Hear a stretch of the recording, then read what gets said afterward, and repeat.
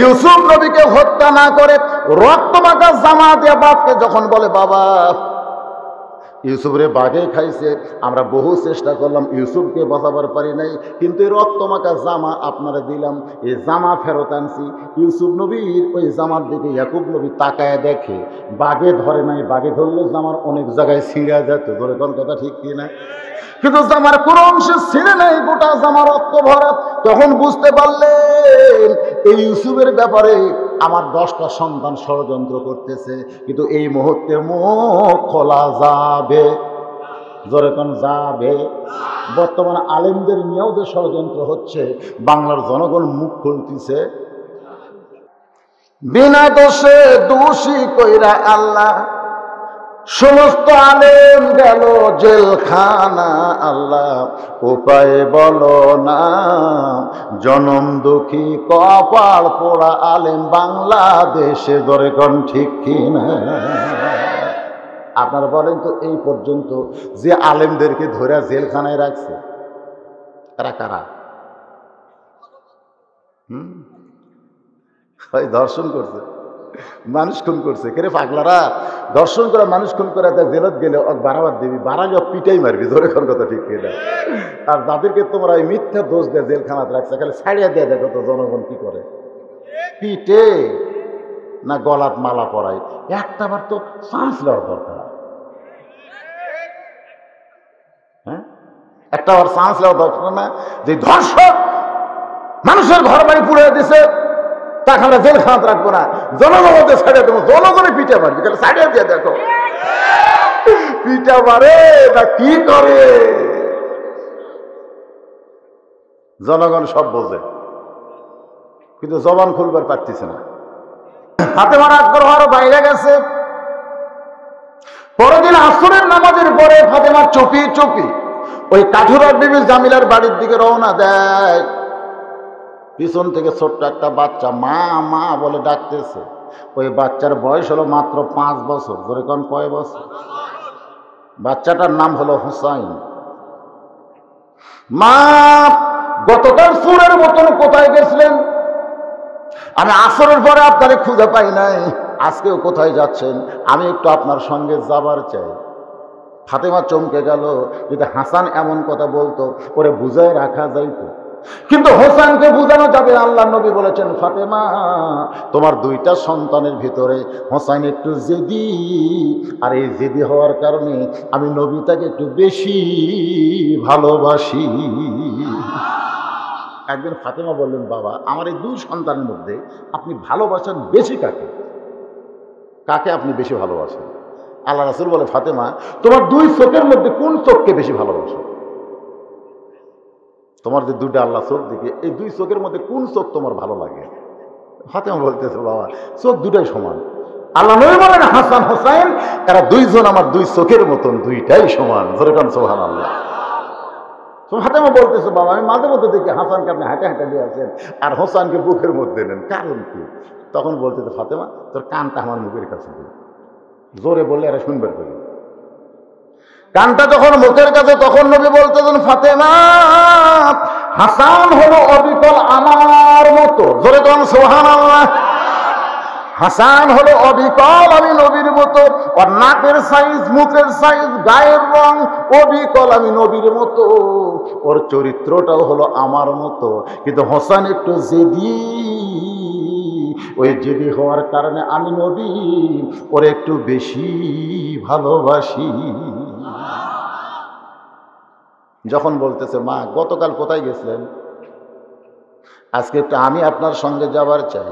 কি করবে ফাতেমা? ওই 5 বছরের সন্তানকে নিয়ে গেছে জামিলার ঘরের দরজায়। হোসেন চিল্লায় বলে, ভাঙ্গা বাড়ির দরজাত আপনি কেন আইছিলেন গতকাল, আজকে কেন আইছেন মা? হোসেন বলতেছে, ও মা এই বাড়ি হলো ভাঙ্গা বাড়ি। ধরে কোন কি বাড়ি? এই ধুবড়ি বাড়ির দরজায় গতকাল আইছিলেন, আজকে কেন আইছেন মা? এমন সময় ফাতেমা গিয়ে বলতেছে, জামিলা তুমি না কইছিলে আজকে দরজা খুলে দিবে, তুমি কি দরজা খুলে দিবা না? জামিলা কান ধরে বলে, 1 ঘন্টা হলে দরজায় দাঁড়িয়ে আছি, আপনি আসবেন আর দরজা খুলে দিব, কিন্তু আপনার সঙ্গে কে যেন মা মা মা মা বলতেছে। ওই বাচ্চাকে নিয়ে যদি ঢুকতে চান তাহলে আজকের মতো ফেরত যান। আপনি একা ঢোকেন, সমস্যা নেই, কিন্তু ওইটারে নিয়ে ঢোকা যাবে না।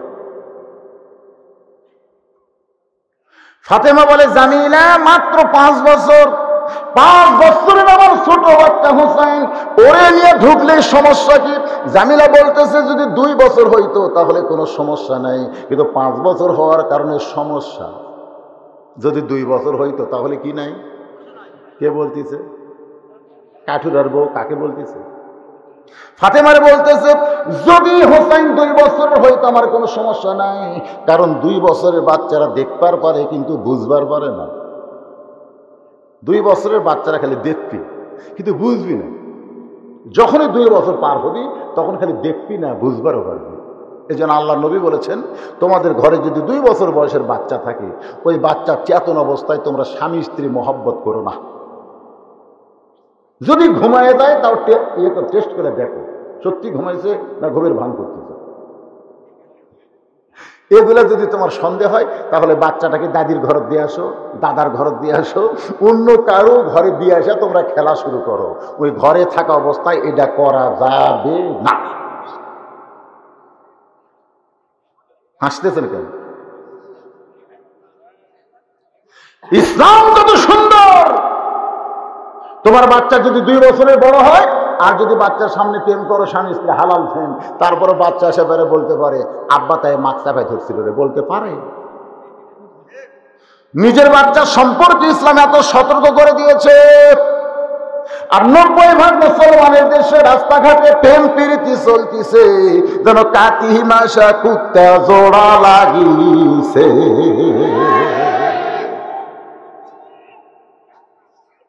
এই যুবকেরা, প্রেম করবা বিয়ার পরে বইয়ের সাথে, বিয়ার আগে কোন যুবক কোন যুবতী কোনো কিছু করার ডাইরেক্ট হারাম। ধরে তোর কি হারাম? ডাইরেক্ট হারাম।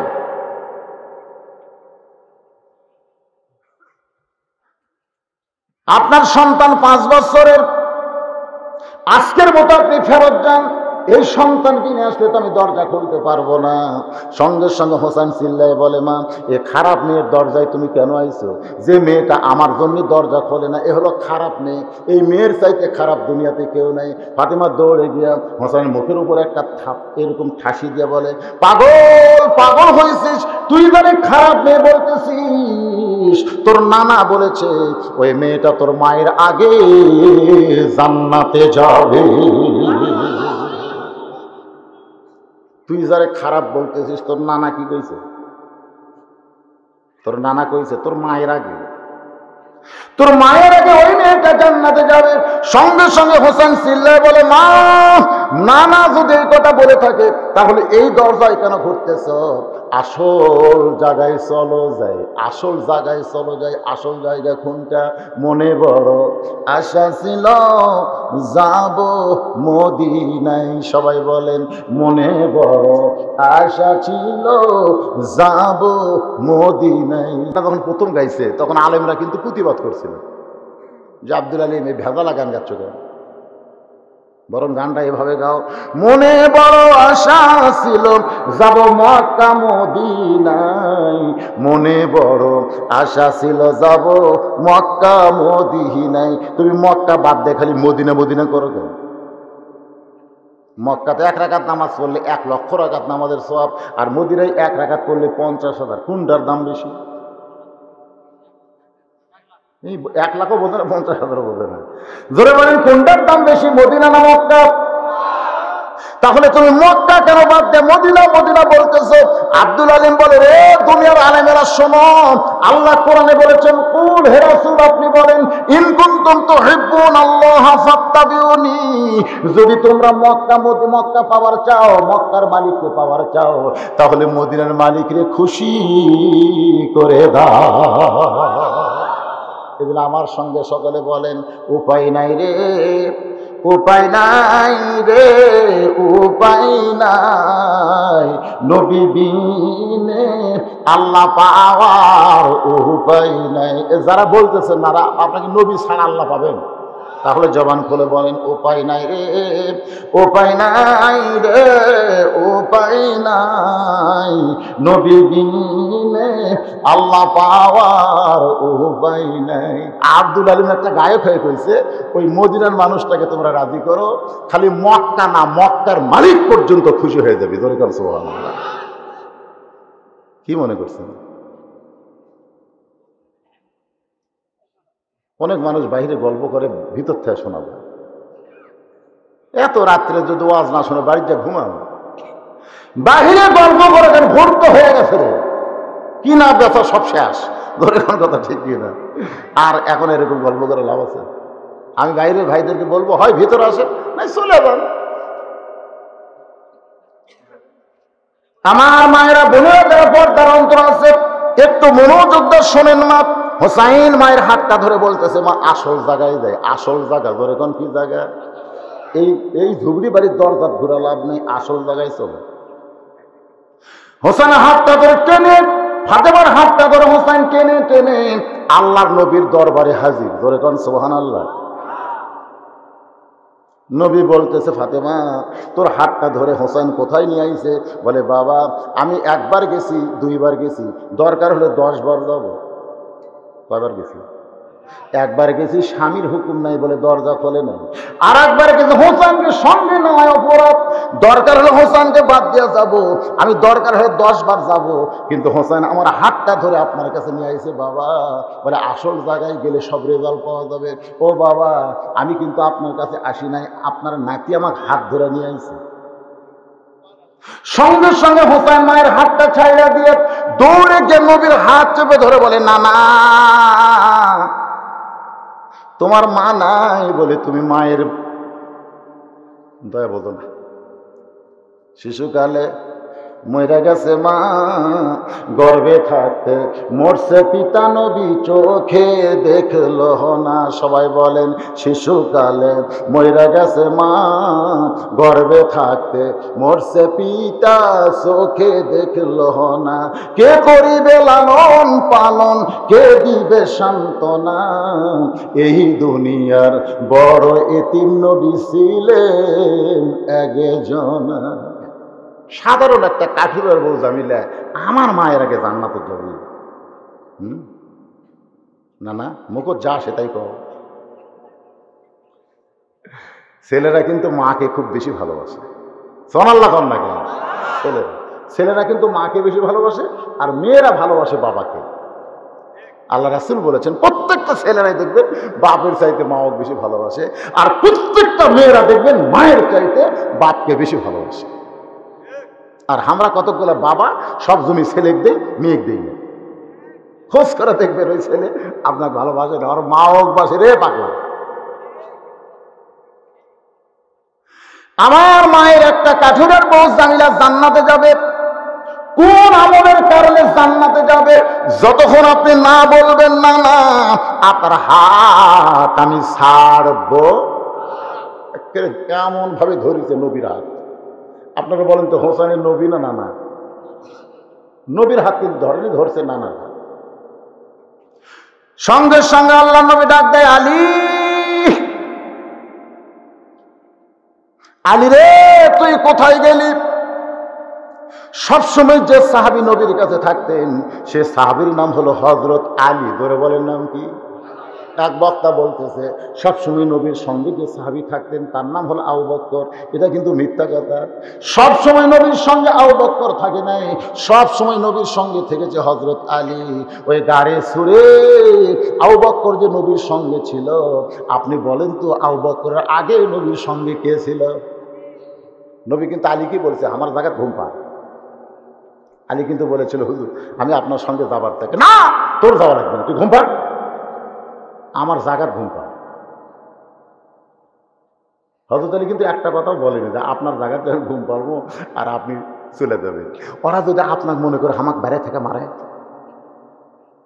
যদি মারে তাও নবী কইছে, বলে তার মানে চাদর দিয়ে ঘুম পারবি, ওরা যেন বুঝবার না পারে। এই কথা বলে নবী চলে গেছে। কিছুক্ষণ পরে মনে হচ্ছে দেখি তা আলী কি করতেছে, চাদর টানতে দেখে ঘুম শুরু হয়ে গেছে।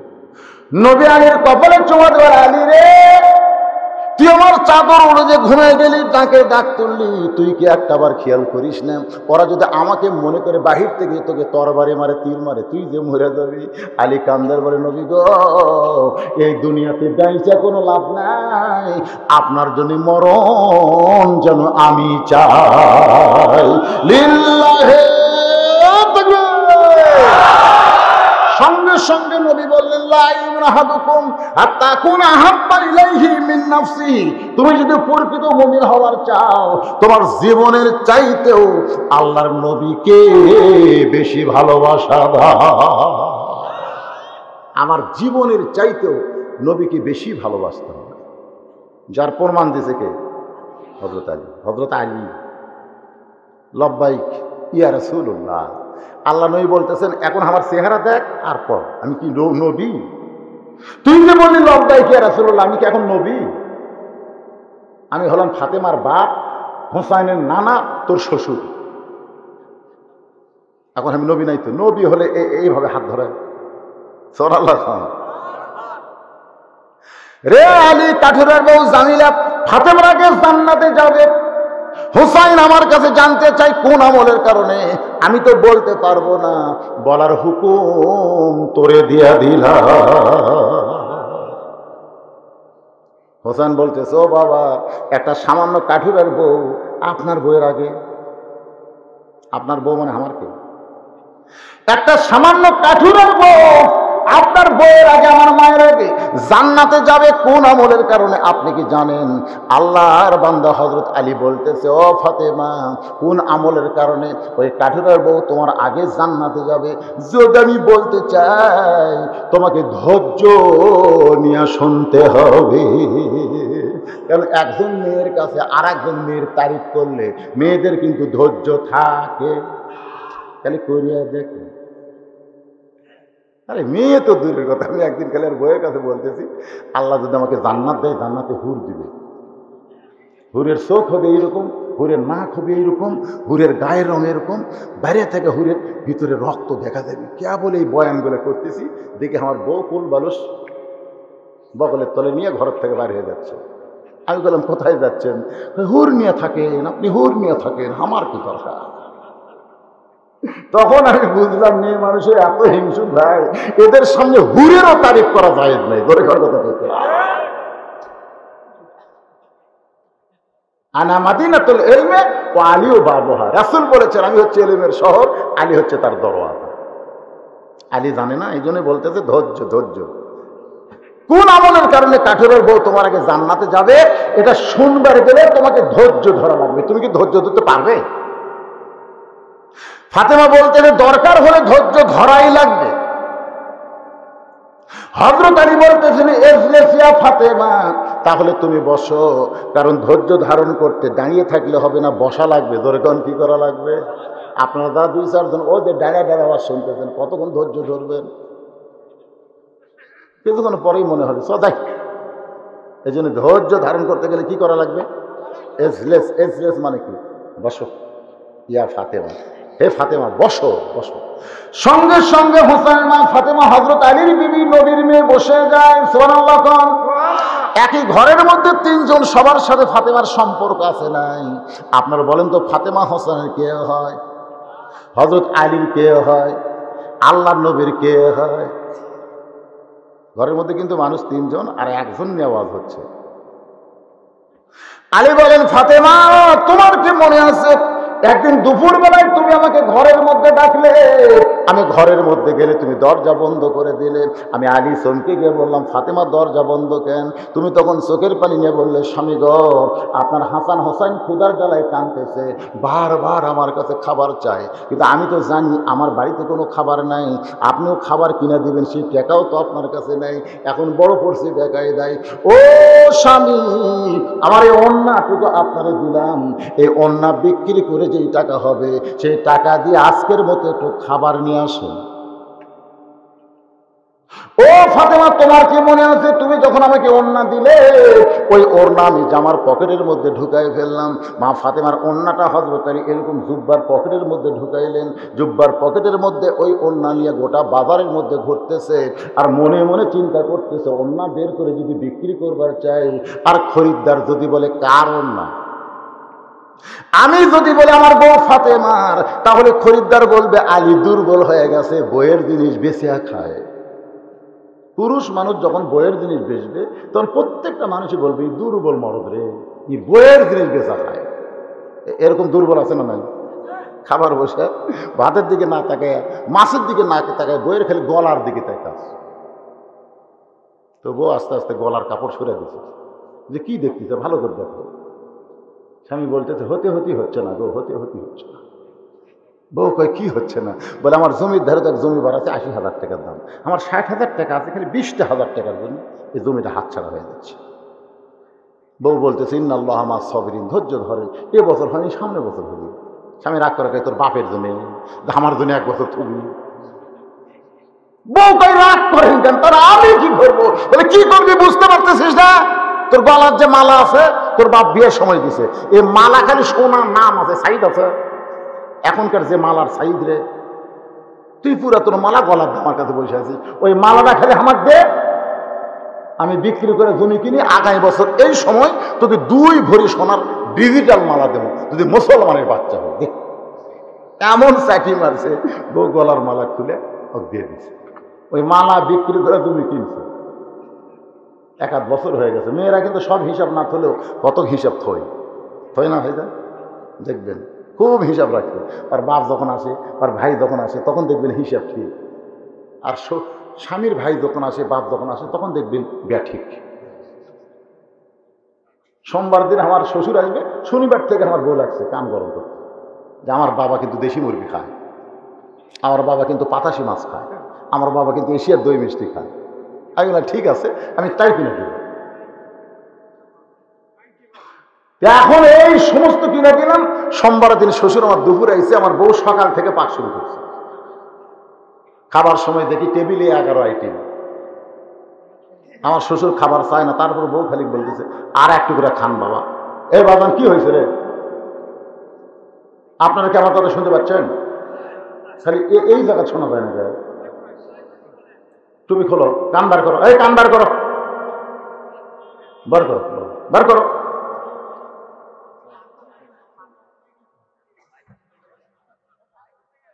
আমার শ্বশুর খাবার চাচ্ছে না, আমি দেখতেছি, জোর করে আমার বউ দিচ্ছে আর 1 টুকরা খান বাবা, আর 1 টুকরা খান। আমার শ্বশুর জোর হাত করে বলতেছে এই জন্যই তোর বাড়িতে ছিল, এত খাওয়া যায়। আমি খুশি হলাম, আলহামদুলিল্লাহ। মেয়েরা তার বাপকে কত ভালোবাসে।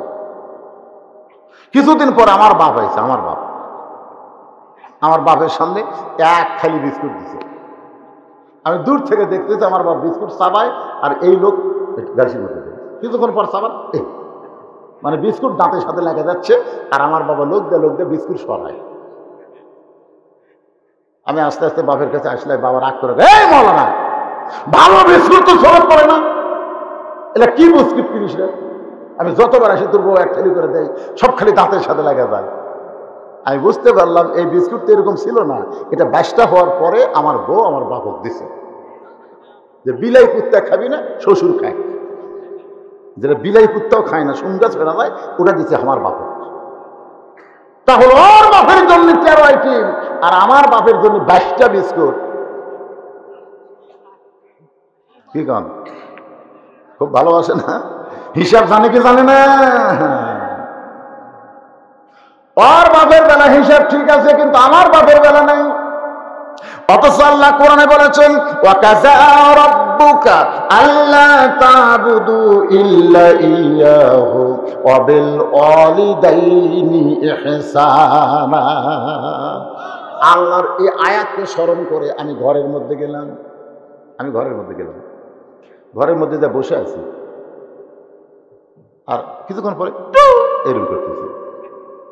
আমার বাপ মনে করতেছে এত বড় বক্তা টু করতেছে, কিন্তু আমার বউ বুঝতে পারছে স্বামী আমার ডাকতেছে।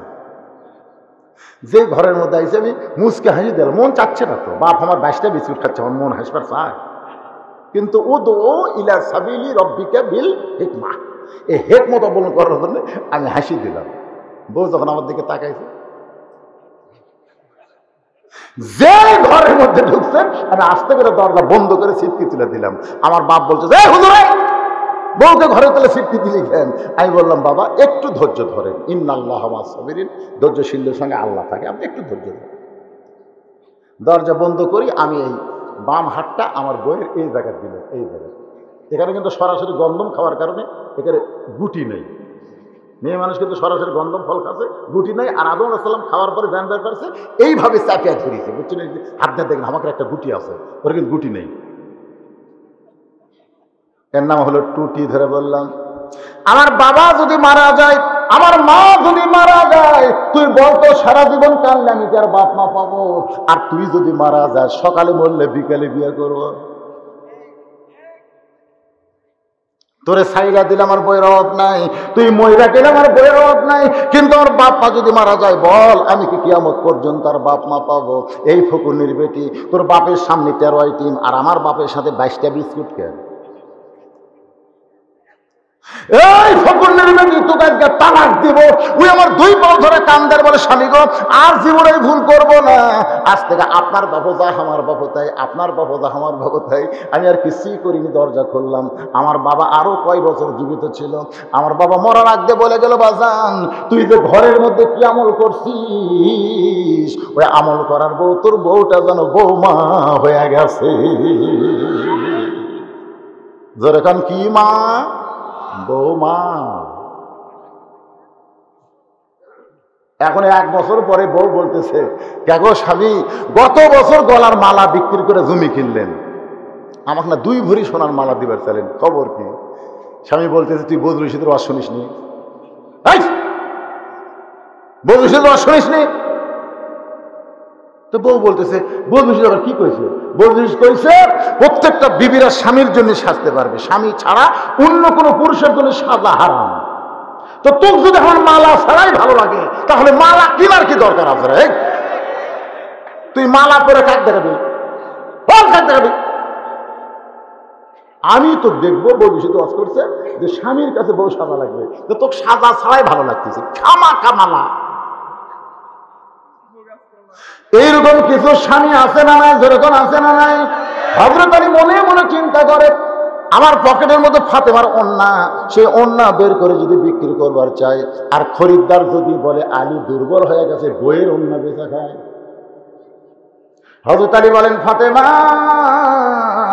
তোমার ওন্না জামার পকেটের মধ্যে নিয়ে আমি গোটা বাজার ঘুরতেছি, কিন্তু বের করে বিক্রি করার সাহস পাচ্ছি না। এমন সময় একজন খরিদ্দার আমার সামনে এসে বলতেছে, আলী রে, আপনি মনে হয় কিছু বিক্রি করবেন।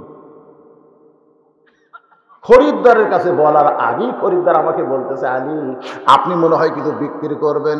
আলী বলেন, ফাতেমা আমি তাকায় দেখি ওই খরিদ্দার একটা ব্যাগ আমার সামনে ধরলো, এরকম মুখ ফাঁক করে। আমি পকেট থেকে ওন্নাটা ব্যাগের মধ্যে ঢুকাই দিলাম। ওই খরিদ্দার একটাবারও তোমার ওন্নার দিকে না তাকায়া ওই ব্যাগের মাথা ধরে আমার হাতে 6টা দিরহাম দিয়ে কোথায় যেন চলে গেল। আলী বলেন, ফাতেমা ওই 6টা দিরহাম নিয়ে আমি এক দৌড়ে বাজারে গেলাম। খাদ্যের দোকানদারকে সালাম দিয়ে বললাম, ভাইজান এই 6টা দিরহামের যা খাবার হবে 1 টোপলা খাবার আমাকে দেন। দোকানদার 6টা দিরহাম অনুযায়ী খাবার টোপলা করেছে। আমি পকেট থেকে যখন দোকানদারকে 6টা দিরহাম দেব, এমন সময় একটা ফকির এসে আমার সালাম দিয়ে বলে, আলী রে, আজকে 3 দিন হলে আমার পেটে খাবার যায় নাই, আমার বাড়িতে কোনো খাবার নাই, আল্লাহর হস্তে আমাকে দান করো। আমি আলী মনে মনে চিন্তা করি, এই সময় ফকির অন্য বেচা পয়সা দিয়া আমার হাসান হোসেনের খাবার কিনতেছি, আর এই সময় ফকির। আমার এত রাগ হলো, আমি যেন ফকিরকে ধাক্কা দিয়ে সরাই দেই, এত রাগ হলো। এমন সময় আল্লাহর কোরআন আমার সামনে এসে বলতেছে, আম্মা সাইলা ফালা তানহার। আলী, সাইলকারীর সঙ্গে খারাপ ব্যবহার করিস না। আমি আলীর কাছে সন্তানের দামের চাইতে আল্লাহর কোরআনের দাম বেড়ে গেল। লিল্লাহে তাকবীর। আমার কাছে সামনে যারা বসে আছে, আপনাদের কাছে আপনার ছেলের দাম বেশি না আল্লাহর কোরআনের দাম বেশি? আলী বলে, আমি আল্লাহর কোরআনকে দাম দিতে গিয়ে পকেট থেকে একটা দিরহাম বের করতেছি, 5টা দিরহামের খাবার নিব আর একটা ফকিরকে দান করব। এই মনে করে 6টা দিরহামের মধ্যে থেকে একটা দিরহাম বের করে যখন ফকিরকে দিবার চাই, এমন সময় আল্লাহর কোরআন বলতেছেন, ওয়ামা তুনফিকু মিন শাইইন ফি সাবিলিল্লাহি ওয়াফা ইলাইকুম ওয়া আনতুম লা তুজলামুন। আলী, একটা দিরহাম দিলে তুই 10 দিরহাম পাবি, 2টা দিরহাম দিলে 20 দিরহাম পাবি, 3টা দিরহাম দিলে 30 দিরহাম পাবি, 6টা দিরহাম যদি দেশ আলী, আমি আল্লাহ তোরে 60 দিরহাম দিয়া দিব। আলী বলেন, ফাতেমা, আল্লাহর কোরআনকে বিশ্বাস করে আমি ফকিরকে 6টা দিরহাম দিলাম। ফকির 6টা দিরহাম নিয়ে হাসতে হাসতে দৌড় দেয়। দোকানদার আমাকে বলতেছে, আলী ভাই, এই যে 6 দিরহামের খাবার প্যাকেট করলাম, এখন প্যাকেটের খবর কি? আপনার 6 দিরহাম তো ফকির নিয়ে চলে গেল। আমি তখন বললাম, দোকানদার, ওই 1 টোপলা খাবার দেওয়ার হবে না, তুই 2 বস্তা প্যাকেট কর, 2 বস্তা প্যাকেট কর। দোকানদার আমার কথা মতো 2 বস্তা প্যাকেটের কাজ শুরু করে দিলেন। আমি তখন ইন্টি পকেট নিয়ে আমার পকেটে একটাও টাকা পয়সা নেই, আমি বাজারের মধ্যে ঘুরতেছি আল্লাহর 60 দিরহাম পাওয়ার আশায়। ধরে কারণ সুবহানাল্লাহ, পকেটে একটা টাকাও নাই, আল্লাহ আমাকে 60 দিরহাম দিবে, কোরআনে ওয়াদা করেছে। এইটা পাওয়ার জন্য বাজারে যখন ঘুরতেছি, এমন সময় দেখি এক ব্যক্তি উট নিয়ে বাজারের দিকে আসতেছে। আমার সালাম দেবে, আলী রে, উটটা কিনবা নাকি? আমি কইলাম, ইন্টি পকেট, একটাও টাকা নেই, উটটা কেমনে কিনবো? উটওয়ালা বলতেছে, আলী ভাই, 100 দিরহাম দিয়ে উটটা কিনলে বিক্রি করে আমার টাকা দিবেন, এখন টাকা দেওয়া লাগবে না, আপনি বাকিতে কিনা বিক্রি করেন, বিক্রি করার পরে আমাকে টাকা দিবেন। আলী বলেন, ফাতেমা, ওই উটওয়ালার কাছ থেকে 100 দিরহামে উটটা কিনি। আমি উটের বাজারে গেলাম, চারিদিক থেকে খরিদ্দার এসে বলতেছে, আলী ভাই, কবে থেকে উটের ব্যবসা শুরু করলেন? উটটা কত সুন্দর, কত দাম নেবেন? আলী বলেন, ফাতেমা, আমি সমস্ত খরিদ্দারকে বলবো আমি দাম নেব না, তোমরা যা বলো সেইটাই আমি নিব। এক খরিদ্দার আমার কানে কানে বলে, আলী ভাই, উটের চেহারা দেখে মনে হচ্ছে 160 দিরহাম নিব। সুবহানাল্লাহ। যে বলছে 160 দিরহাম, আমি উটটা বিক্রি করে দিলাম। এবার উটওয়ালাকে 100 দিরহাম ফেরত দিয়ে বাকি 60টা দিরহাম দিয়ে এক দৌড়ে খাবার দোকানে গেলাম। দোকানদারকে বললাম, ভাই খবর কি? বলে, 2 বস্তা খাবার প্যাকেট করেছি, দাম কত? বলে 60 দিরহাম। আমি 60টা দিরহাম দিয়ে 2 বস্তা খাবার নিয়ে তোমার ঘরের দরজায়। ফাতেমা চিল্লায় বলে, স্বামী গো, জামিলা আমার আগে জান্নাতে কেমনে যাবে আমি সেই কথা শুনবার চাই। আপনি কি শুরু করছেন? আপনি যে আমাকে বসালেন যে আমার আগে কাঠুরাবু জামিলা কোন আমলের কারণে জান্নাতে যাবে, আপনি সে আমলের কথা না বলে কি ওয়াজ শুরু করেছেন? আলী বলেন, ফাতেমা, ধৈর্য ধরো, তোমার কি মনে আছে আমি 2 বস্তা খাবার নিয়ে তোমার দরজায়, 1 বস্তা ছিল আমার মাথায়, আর 1 বস্তা ছিল আমার কাঁধে। আমি খুব ক্লান্ত হয়ে গেছি, 2 বস্তা বুঝতেছেন, একটা মাথাতে একটা কাঁধে। আমি বললাম, ফাতেমা, দরজা খুলে দাও। তুমি দরজা ফাঁক করে আবার দরজা বন্ধ করে দিলে। আমি বললাম, ফাতেমা দরজা খোলো। ও ফাতেমা দরজা খোলো। তুমি একই কথা বললে, অন্য বিক্রি করার টাকা দিয়ে 1 টোপলা খাবার হবে, 2 বস্তা খাবার হবে না। এই 2 বস্তা খাবার কেমনে পাইলেন? যতক্ষণ না বলবেন ততক্ষণ আমি দরজা খুলবো না। আমি বললাম, ফাতেমা তুমি দরজা খোলো, দরজা খোলার পরই আমি তোমাকে বলবো। তুমি বললে আগে বলেন তারপরে দরজা খুলবো। আমি বললাম, আগে দরজা খোলো তারপরে বলবো। 2 জনেরই জেদ। ফাতেমা বলতেছে, আগে বলেন 2 বস্তা কেমনি ফেলেন, আগে বলেন তারপরে দরজা খুলবো। আলীরও জেদ হচ্ছে, আগে দরজা খোল তারপরে বলবো। এইরকম যে যখন চলতেছে, এমন সময় আল্লাহর কোরআন বলতেছে, আর রিজালু কাওয়ামুনা আলান নিসা, পুরুষেরা নারীদের উপরে থাকবে। আলী বলে, ফাতেমা, আমি চিন্তা করলাম তোমার চাইতে আমি অনেক উপর, তোমার আমি ডাউন হবার পারবো না। এই জন্য 2 বস্তা মাথায় আর কাঁধে নিয়ে আমি রাগ করে আসলাম নবীর দরবারে। নবী বসেছিলেন, আমাকে দেখে দাঁড়িয়ে সালাম দেবেন, আলী আয় আয় আমার কাছে আয়। আমার মাথা থেকে কাঁধ থেকে নবী বস্তা নামাই বললেন, আলী রে, মনটা খারাপ কেন? আলী বলতেছে, ইয়া রাসূলুল্লাহ, আপনি এত ভালো কিন্তু আপনার মেয়ে ভালো না। আসা মাত্র আমার মাথা থেকে বস্তা নামা নিলেন, কাগজ থেকে বস্তা নামা নিলেন, আর আপনার মেয়ে দরজায় খোলে না। আল্লাহ নবী আলী, ফাতেমা যদি দরজা খুলতো তাহলে তুই আমার কাছে আসতি বলে না? ফাতেমা দরজা খুললে তুই আমার কাছে আসতি বলে না? যদি না আসতি তাহলে কেমনি জানতে পারবি? আলী বলে, হুজুর কি জানবো? নবী বলতেছেন, যে খরিদ্দার তোর কাছ থেকে ফাতেমার ওড়না কিনেছে, তুই কি সেই খরিদ্দারকে চিনিস? আলী বলতেছে, না হুজুর, চিনবো কেমনে? যেই ফকির তোর কাছে ভিক্ষা করেছে, তুই কি সেই ফকিরের খবর জানিস? ও আলী, যে তোর কাছে উট বিক্রি করেছে আর যে উট কিনেছে, এই খবরগুলো কি তোর জানা আছে? আলী বলতেছে, আমি কিছুই জানি না, আল্লাহ রাসূল ভালো জানে। লিল্লাহি আকবার। দেখেন প্রত্যেকটা সাহাবী কি বলেছে? আল্লাহ রাসূল, আল্লাহ রাসূল। রাসূলকে বাদ দিছে? আপনি যতগুলো হাদিস পাবেন প্রত্যেকটা হাদিসে দেখবেন সাহাবীরা বলেছেন আল্লাহ এবং রাসূল ভালো জানে। আর আমরা রাসূলকে বাদ দিই। অনেকে কয় আল্লাহ জানে, আল্লাহ জানে, রাসূল কি জানে রে? তোর চাপাত লাগতেন দরকার রে। এরকম নাই ভাই। রাসূল কি জানে, মানে রাসূলকে মূল্যই দেয় না। আপনি জানেন ইমাম মালিকের বাড়ি কোথায় ছিল? আমি নিজে দেখেছি। ইমাম মালিক 11 বছর কাবা ঘরের ইমাম ছিল। সুবহানাল্লাহ। এই কাবা ঘর থেকে মাত্র 1.5 কিলো ফাঁকে ইমাম মালিকের বাড়ি, 1.5 কিলো ফাঁকে। আপনারা বলেন তো সেই ইমাম মালিকের কবর কোন জায়গায়? বাড়ি হলো মক্কা, জান্নাতুল মাওয়ায় তার কবর না হয়ে জান্নাতুল বাকিতে তার কবর হয়েছে। জানা লাগবে, নবীর শান বুঝতে হবে। সমস্ত সাহাবীরা বলেছেন আল্লাহ রাসূল ভালো জানে, আর এখনকার কিছু মৌলবি রাসূলকে বাদ দেখে আল্লাহ জানার কথা কয়। একদিন কাবা ঘরে আসরের নামাজের ইমামতি করতেছে, ইমাম মালিক সামনে ইমামতি, 3 রাকাত নামাজ হয়ে গেছে। কয় রাকাত?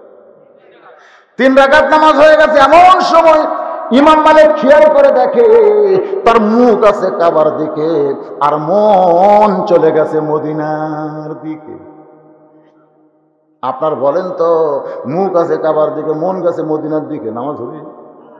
হাদিস আছে বিস্তারিত, হুজুরি কলব ব্যতীত। হাদিস আছে বিস্তারিত, হুজুরি কলব ব্যতীত। করছেন কালেও নামাজ তোর হবে না। তবে কেন গাও জুয়ারি, মানুষকে দেখাও নামাজ পড়ি, ও তোমার সিদ্ধ বীজে সুফসল ফলবে না। ইমাম মালিক দেখলেন মুখ আছে কাবা, মন গেছে মদিনায়, ইমামতি করতেছি, হচ্ছে না তো। সাথে সাথে ইমাম মালিক নিয়ত ছাড়া দিচ্ছে। সমস্ত মুসল্লি বলে, হুজুর নিয়ত ছাড়লেন কেন? নামাজ, আমার সাথে তোমাদের নামাজ হবে না। ইমাম পাল্টাও। সেই ওয়াক্ত থেকে ইমাম মালিক আর ইমামতি করেনি। এশার নামাজের পরে সবাই যখন চলে গেছে, ইমাম মালিক কাবা ঘরের দরজার কাছে এসে বলতেছে, কাবা, ও কাবা, আমি তোর কাছেই থাকতে চাইলাম, কিন্তু আমার মন তো থাকতেছে না। আমার মন খালি বারবার মদিনার দিকে যায়। ও কাবা, তুই আমার উপর মন খারাপ করিস না, আমি মদিনায় চলে গেলাম, মদিনায় চলে গেলাম। এই কথা কয়েকবার ইমাম মালিক যখন কাবার দরজার সামনে বলে, এমন সময় কাবার ভিতর থেকে আওয়াজ আসতেছে, আব্দুল মালিক, তুমি চলতে পারো, ফিরতে পারো, এই জন্যই তুমি কাবায় চলে যাচ্ছ, কিন্তু আমি কাবা চলতে ফিরতে পারি না। আমি যদি তোমার মতো চলতে পারতাম তাহলে আমিও মক্কা ছেড়ে কাবা মদিনায় চলে যেতাম। বুঝতে হবে ভাইজান, ইমাম মালিক কিন্তু আর কোনোদিন মক্কাতে আসে নাই। তার শেষ জীবনটা কেটেছে মদিনায়। তিনি পায়ে জুতা স্যান্ডেল দেন নাই। মদিনার ধুলা মাটি নিজের গায়ে মাখতেন আর বলতেন, মদিনা রে, আমি যদি মানুষ না হইয়া তোর বুকের মাটি হইতাম। এরকম কানতে কানতে যখন বেহুশ হয়ে পড়ে যায়, এক সময় ওই মদিনার নবী তার শিয়রের পাশে দাঁড়ায়, ধরে কান সুবহানাল্লাহ, মাথার চুলের মধ্যে হাত দিয়ে বলে, আব্দুল মালিক, এমন করে তুই কান্দিস না বাবা। একদিন মদিনায় ইয়াসরিব ছিল, মদিনা হয়ে গেছে। নবীকে বুকে নেওয়ার কারণে আমার উম্মতেরা নবীকে যদি কলিজার মধ্যে জায়গা দেয়, নবীর সুন্নত আদর্শ যদি মেনে চলে, আমার এক একটা উম্মত মদিনার মতো দামি হয়ে যাবে। আল্লাহ রাসূল বলে, আলী, আলী, যে খরিদ্দার ওড়না কিনেছে, তুমি কি সেই খরিদ্দারকে চিনো? আলী বলতেছে, চিনি না। যে ফকির তোমার কাছে ভিক্ষা চেয়েছে সেই ফকিরকে চিনো? আলী বলতেছে জানি না। যে লোকটা উট বিক্রি করলো বাকিতে, তুমি কি তারে জানো? কয় জানি না। যেই খরিদ্দার তোমার কাছ থেকে উট কিনলো, তুমি কি তারে চিনো? কয় চিনি না। রাসূল বলে আলী রে, ফাতেমা যদি দরজা খুলে নিত তাহলে এই কথাগুলো তুমি কেমনে জানতে? সুবহানাল্লাহ না। আলী বলেন ফাতেমা, আল্লাহর নবী আমাকে বলতেছে যে খরিদ্দার ফাতেমার ওড়না কিনেছে এই খরিদ্দার দুনিয়ার কোনো মানুষ না, ওই খরিদ্দার হলো আল্লাহর ফেরেশতা। আল্লাহর হুকুমে মানুষের চেহারায় আলীর কাছ থেকে ওড়না কিনে বর্তমানে ওড়নাটা জান্নাতে আল্লাহ রাইখা দিয়েছে। কারণ ফাতেমার ওড়না দুনিয়ার কোনো মানুষ ব্যবহার করবে এইটা কে চায়নি? আরো জোরে কান। এই জন্য মানুষ কেনার আগে ফেরেশতাকে আল্লাহ পাঠায় দিয়ে যা 6 দিরহাম দিয়ে কিনে নিয়েছে। তুমি 6টা দিরহাম দিয়ে বিক্রি করলে ওড়নাটা এখন আপাতত কোন জায়গায়? কথা কয় না, কোন জায়গায়? জান্নাত। ফেরেশতা এখন আল্লাহকে বলতেছে আল্লাহ ওড়না তো জান্নাতে রাখলাম, এখন কি করব? আল্লাহ কয় ফকির হ, ফকির হ। ফেরেশতাকে আল্লাহ ফকির কেন? আলীর কাছ থেকে 6টা দিরহাম আমি চাই। ফেরেশতা এর একটা কাম হলো, এর একটা কাম হলো। যেই 6টা দিরহাম দিয়ে তার না খাওয়া ছেলের জন্য খাবার কিনতেছে, আর এই সময় আপনি ওই 6টা দিরহাম চান।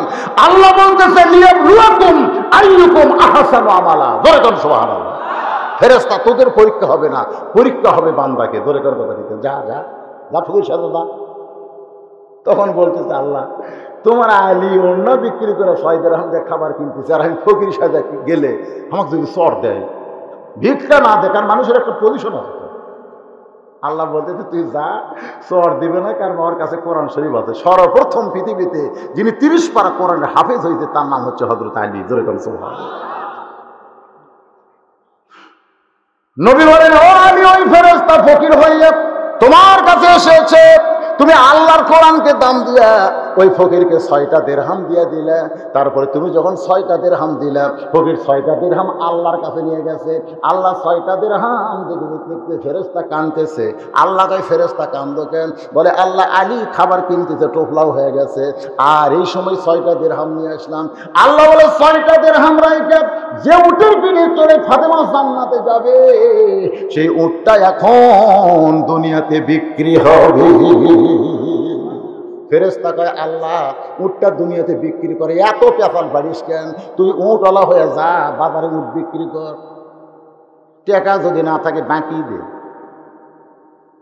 নবী বলেন আলী ওই ফেরেশতা উট নিয়ে এসে জান্নাতের যেই উটের পিঠে চড়ে ফাতেমা জান্নাতে যাবে ওই উটটা বিক্রি করছে বাকিতে 100 দিরহামে। তুমি যখন উটটা নিয়ে বাজারে গেছো ওই ফেরেশতাকে আল্লাহ আবার অন্য রূপে 160 দিরহাম দিয়ে তোমার কাছ থেকে উট কিনে নিয়ে ওই 100 দিরহাম ফেরত বাকি 60টা দিরহাম 6 দিরহামের বিনিময়ে দিয়েছে।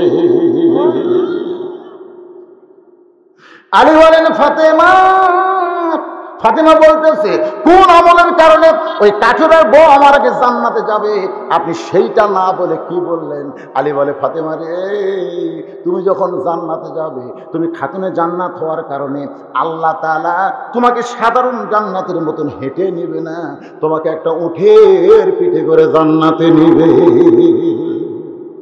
তুমি যখন উটের পিঠে চড়বা, ফেরেশতা বলতেছে আল্লাহ উটের মুখে তো লাগাম নাই, এই উটটা কি হবে? আপন মনে যাবে।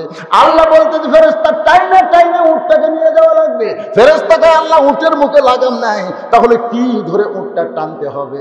আল্লাহ বলে ও ফেরেশতা, ওই যে ফাতেমার ওড়না কিনে জান্নাতের মধ্যে রাইখা দিছি, ওই ওড়নাটা উটের গলায় বেঁধে দাও। ওড়নাটা উটের গলায় বেঁধে দেওয়ার পরে ওড়নার একটা মুড়া নিচের দিকে ঝুলতে থাকবে। ফেরেশতা বলবে আল্লাহ এখন উটটা কে টানবে? উটটা কে টানবে?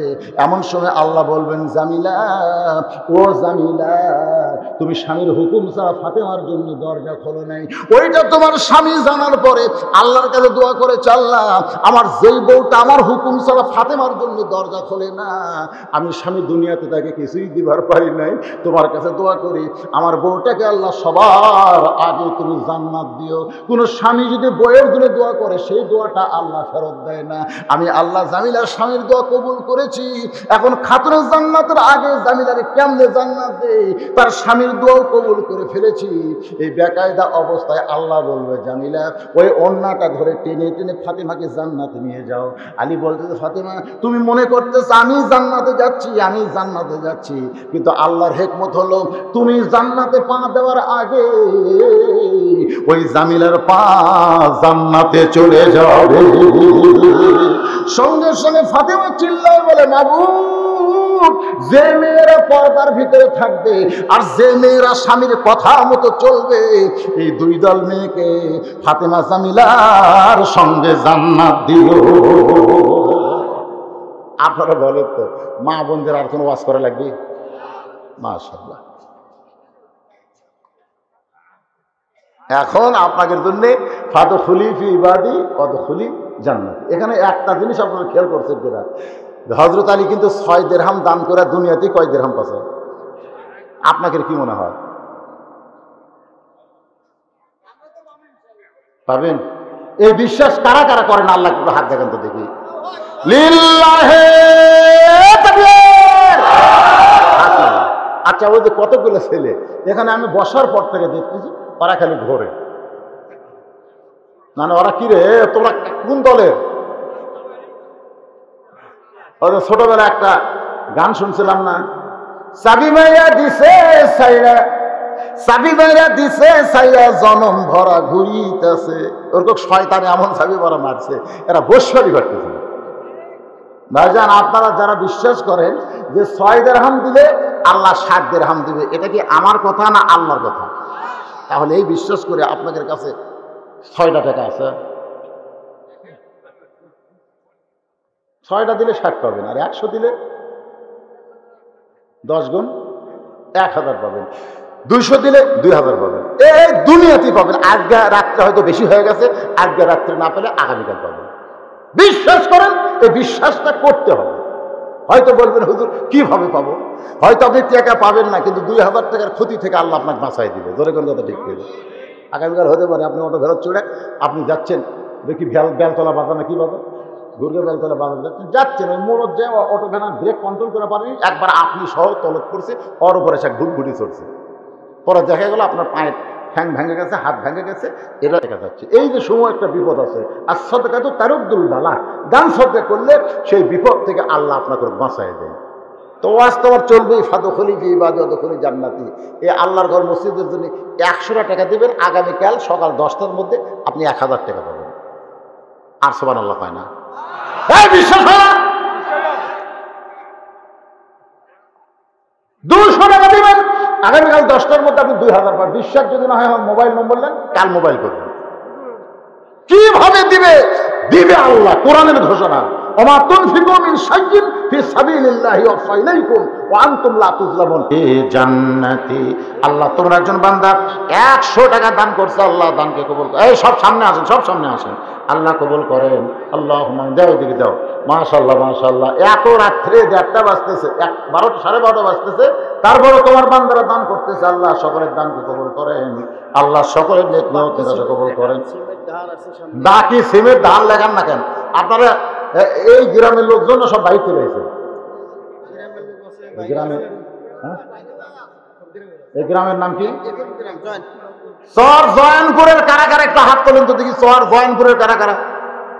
ওই একজন কেন, সব বাইরের লোক না। বসেন, আপনার বসেন তো, বসেন বসেন বসেন, আসা মাত্রই বসেন, ভদ্রতা বজায় রাখেন। যারা দরদার দুর্দার দাঁড়িয়ে আছেন সব আসেন। এখন আবার আলোচনা শুরু হবে পুরুষ মানুষের, এতক্ষণ মেয়ে মানুষের অর্ধ। তবে মেয়ে মানুষদের কেন শুরু করছি? কারণ একজন মা ভালো, পেটের সন্তান ভালো। জোরে কোন কথা ঠিক কিনা? 1000 পুরুষ ভালো হয়ে লাভ নাই রে, একটা পরিমিনি গোটা বাংলাদেশ ড্যামেজ করে দিচ্ছে। জোরে কোন কথা, একটা পরিমিনি। হাই রে হাই, পরিমণি লুঙ্গি ড্যান্স মারছে মাল কাচ্চা দিয়ে, বুঝতেছেন না? এক পরিমণি বাংলাদেশের যুবকের মাথা নষ্ট করেছে। এজন্য মেয়েদের আগে ভালো হওয়া লাগবে। জোরে কোন ঠিক? হ্যাঁ, এই জন্য মায়েদের ওয়াজ আগে করলেন। করম রব্বানা আতিনা ফিদ দুনিয়া হাসানা ওয়া ফিল আখিরাতি হাসানা ওয়া কিনা আযাবান নার। আয় আল্লাহ তাআলা টপ টপ করে নিয়র করতেছে, এই ভিজা রজনীতে শীতের ভিতরে আরামের বিছানা আরামের ঘুমকে বাদ দিয়া রাত প্রায় একটা ধর অবস্থায় তোমার পাগল বান্দা বান্দিরা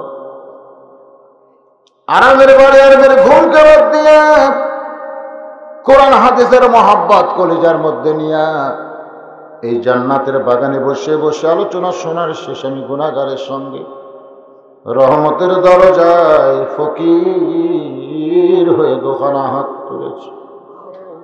মেহেরবানি করে আজকের মাহফিল আমাদের সকলের হেদায়েতের জন্য, নাজাতের জন্য, জান্নাতের জন্য কবুল করো। এই মাহফিলের শুরু থেকে শেষ পর্যন্ত যত আলোচনা হয়েছে আল্লাহ, এর মধ্যে যদি ত্রুটি হয়, ভুল হয়, মাফ করে দিও। এর যা হাদিয়া মঞ্জুর করো সোনার মদিনায় নবী পাকের রওজা মুবারকে কবুল করে নিও। তামাম আম্বিয়া কিরাম, আসহাবে কিরাম, উম্মাহাতুল মুমিনিন, শহীদ শহীদান, জান্নাতুল বাকি, জান্নাতুল মা সহ পৃথিবীর যত গোরস্থানে যত মুর্দা শুয়ে আছে আল্লাহ সকলের আরওয়াহ পরে হাদিয়া কবুল করো।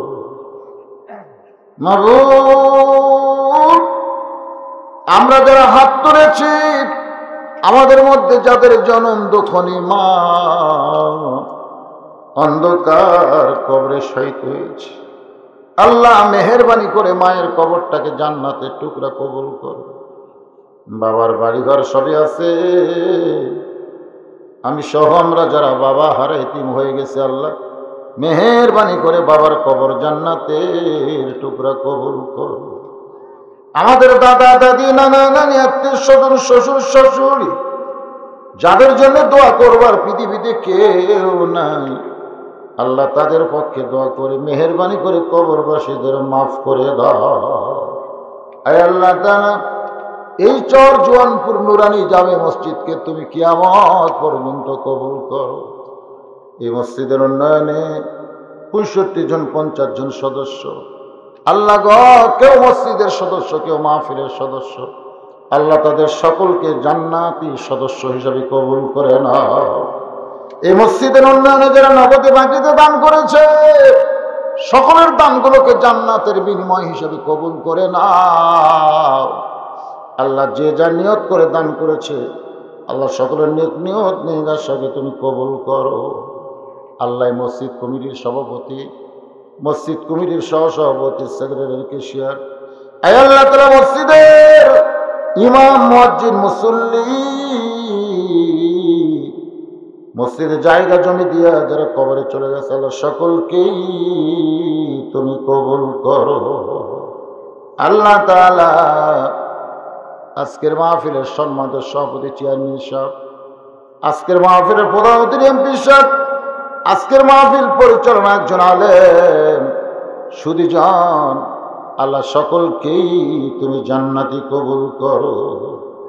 ও মাবুদ, আমার মা বোনেরা পর্দার অন্তরে বসে বসে শুনলো, আবিদা সালিহা পর্দার কবুল করে মা ফাতেমার চরিত্র দান করো, জামিলার মতো স্বামী ভক্তি হওয়ার তৌফিক দিয়ে দাও। আল্লাহ তাআলা, আমি গুনাহগার, আমার 2টা হাত গুনাহগার, যার 2 কান হাত পছন্দ করো সে 2 হাতের ওসিলায় গোটা মাহফিল আল্লাহ তুমি কবুল করো।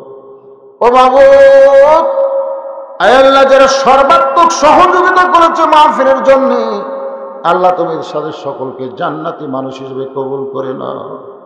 কত মানুষের জানাজার নামাজ আমরা পড়েছি, এই 2 হাতে কত কবরে আমরা মাটি দিয়েছি, এই 2 হাত দিয়ে কত লাশ অন্ধকার কবরে নামাইছি। একদিন আমরা মরে যাব, যেদিন আমাদের মৃত্যু হবে দিনটা যেন জুমার দিন হয়, মাসটা যেন রমজান মাস হয়। ইমানের সাথে ইজ্জতের সাথে এই দুনিয়া থেকে বিদায় নেওয়ার কালে আমাদের জন্য জারি করে দিও লা ইলাহা ইল্লাল্লাহু মুহাম্মাদুর রাসূলুল্লাহ সাল্লাল্লাহু আলাইহি ওয়া সাল্লাম। আসসালামু আলাইকুম ওয়া রাহমাতুল্লাহি ওয়া বারাকাতুহু।